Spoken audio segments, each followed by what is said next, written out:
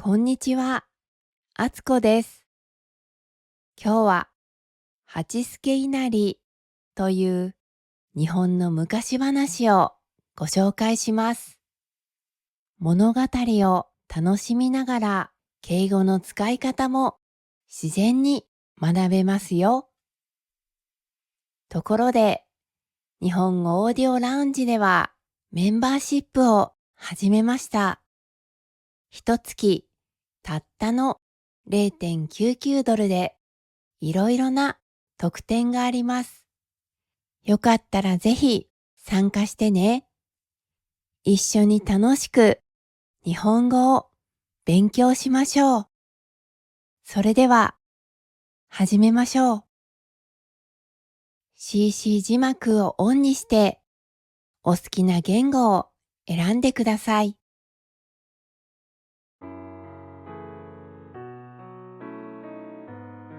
八助稲荷。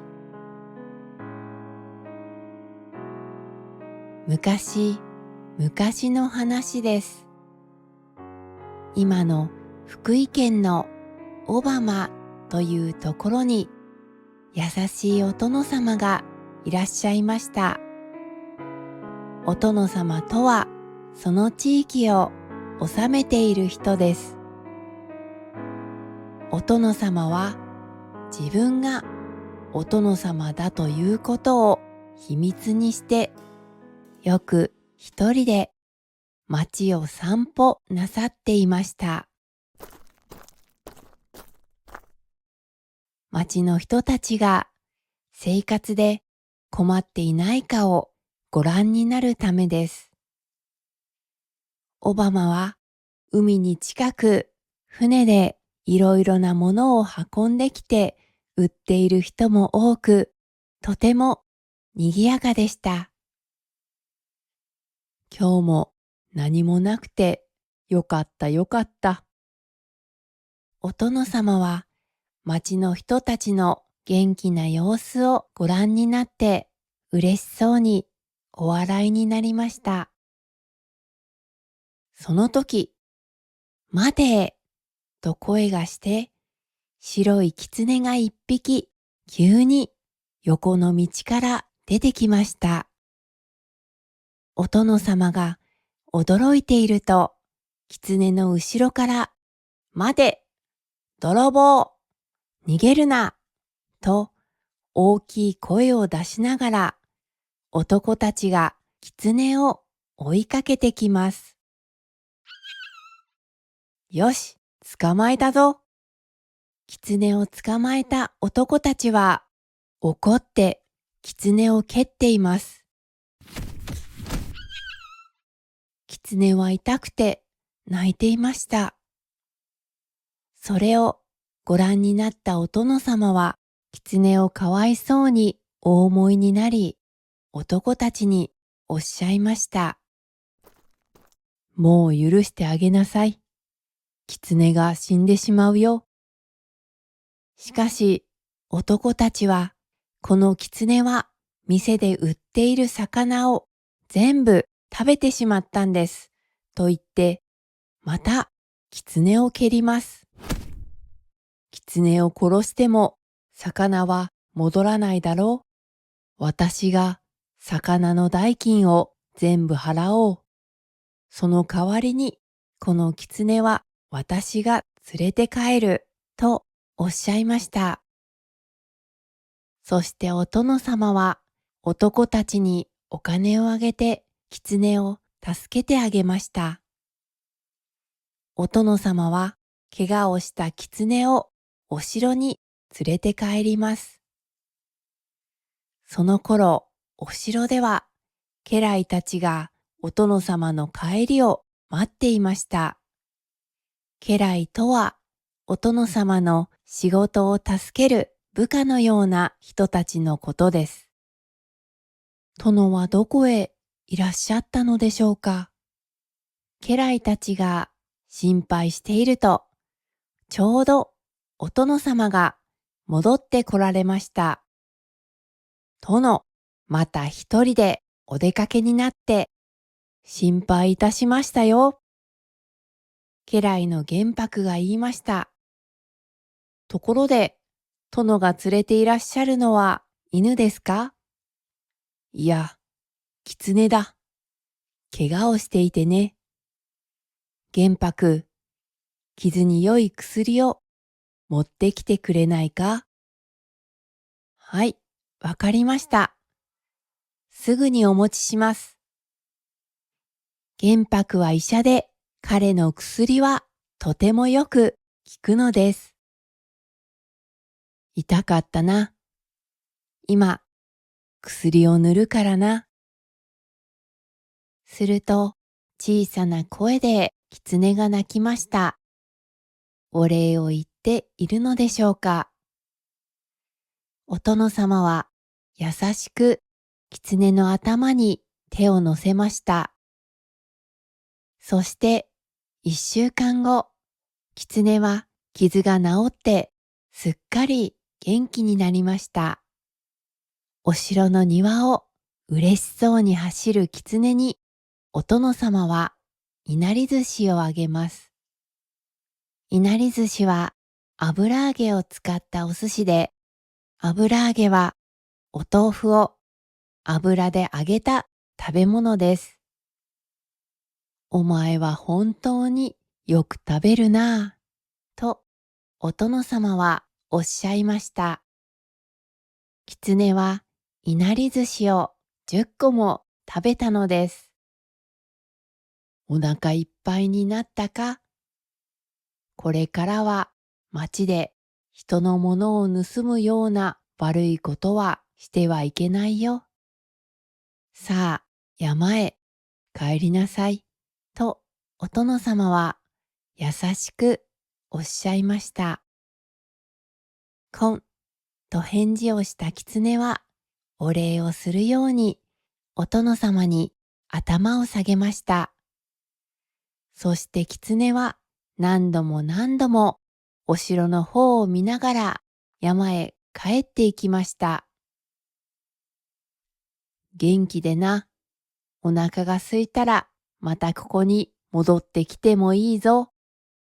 お殿様は笑ってそうおっしゃいました。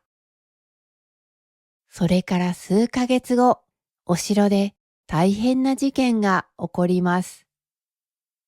その頃、飛脚という走って手紙を届ける仕事をしている人がいました。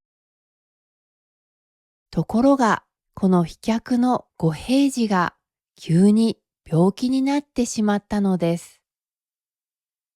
でも、ちょうどその時、江戸、今の東京にいらっしゃる将軍様に大切な手紙を届けないといけないことになりました。この手紙を7日以内に江戸に届けるよう将軍様からの命令でございます。と家来が青い顔をして言いました。お殿様は急いで代わりに飛脚の仕事ができる人をお探しになりましたが見つかりません。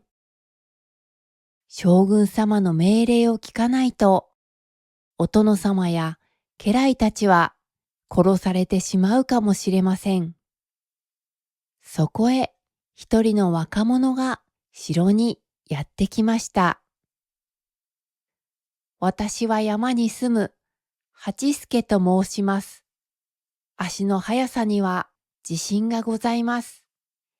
江戸まで7日以内に走ることができます。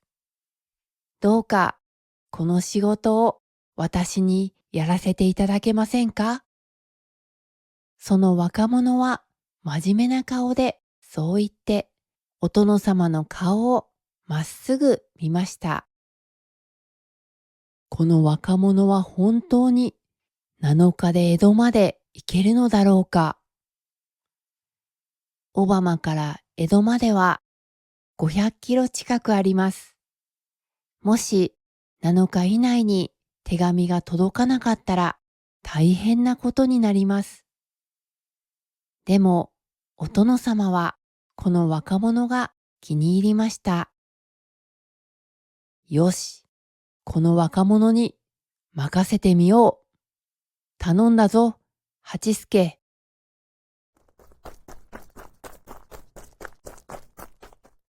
八助は大切な手紙を持ってお殿様のために昼も夜も休まないで走り続けました。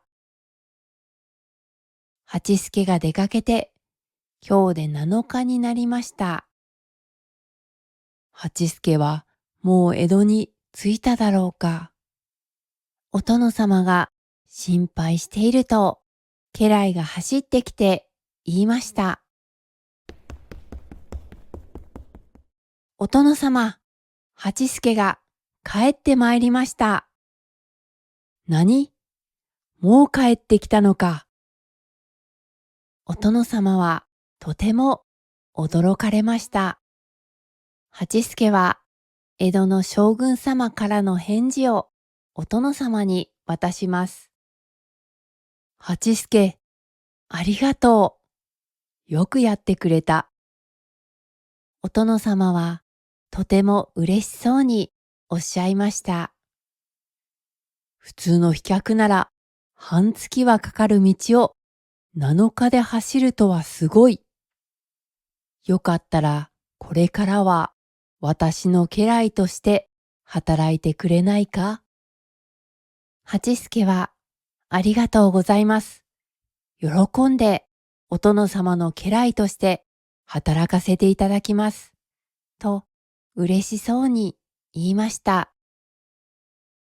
それから八助は何回も江戸と小浜を往復するようになりました。八助はどんな飛脚よりも速く走ります。そのためかとてもよく食べます。あんなに速く走るんだからお腹もすくだろう。お殿様は八助のためにいつもおいしい食事をたくさん用意させて八助の帰りを待っていらっしゃいました。八助は特にいなり寿司が大好きでした。ある日、お殿様は帰ってきた八助に江戸への道の途中で困ることはないかとお尋ねになりました。八助は大好物のいなり寿司を食べながら言いました。特にありませんが、ただ一つだけ、小田原に怖い大きな犬がいるんです、と答えました。それをお聞きになったお殿様は心配しておっしゃいました。そんなに大きな犬がいるのか。噛まれないように気をつけるんだぞ、八助。それから1週間後、八助はまた江戸へ手紙を持って行きました。でも、八助はなかなか戻ってきません。八助に何かあったのかもしれない。心配になったお殿様は、八助を探しに小田原へ行きます。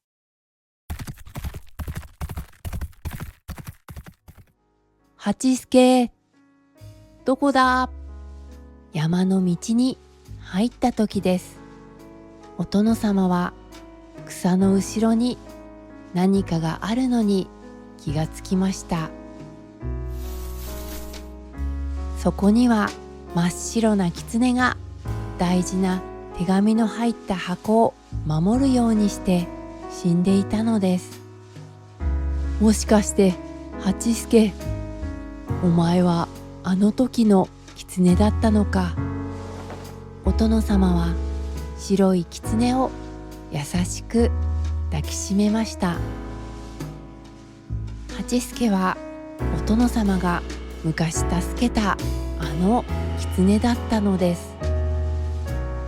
八助は小田原で犬に噛まれ、なんとか城に戻ろうとしてこの山で死んでしまったのでしょう。八助、八助、痛かっただろう。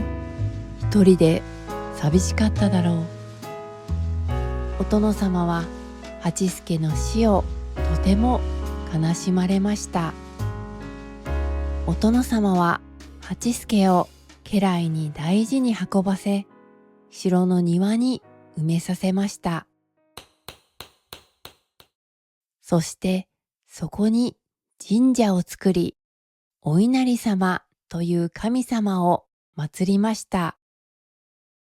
お稲荷様はお米などがたくさん取れるようにしてくれる神様です。また、お稲荷様の家来は狐だと言われています。これで八助もお稲荷様に可愛がってもらえるだろう。いなり寿司の好きなお前にちょうどいいな。お殿様は寂しそうにおっしゃいました。それから小浜の城や町はお稲荷様に守られてますます発展したということです。今回のビデオはいかがでしたか？福井県の小浜市にある小浜神社の中に八助稲荷が祀られています。ご興味あったらぜひ行ってみてくださいね。今日も日本語を勉強してくれてありがとうございます。今日も明日もあなたにとって素晴らしい日になりますように。チャンネル登録といいねをしていただけるととても励みになります。日本語オーディオラウンジのメンバーシップのご参加もお待ちしています。それでは次のビデオでお会いしましょう。またね。